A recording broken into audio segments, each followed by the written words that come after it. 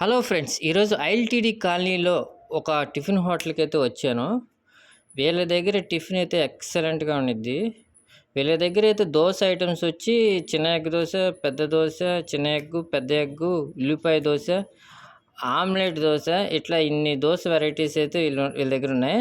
దీంతోపాటు ఉల్లిపాయ బోండా, గారె అయితే చెప్పవసలేదు. మన ఇంట్లో గారెలు ఎలా ఉంటాయి అలా ఉంటాయి వీళ్ళ దగ్గర టేస్టు. ఇక దోశ గురించి అయితే అసలు మన ఇంట్లో దోశలే. జనరల్గా ఏ హోటల్కి దోశ వెళ్తే అది మైదా దోశలాగా ఇట్లా సాగుతూ ఉండిద్ది. వీళ్ళ దగ్గర మాత్రం అలా ఉండదు.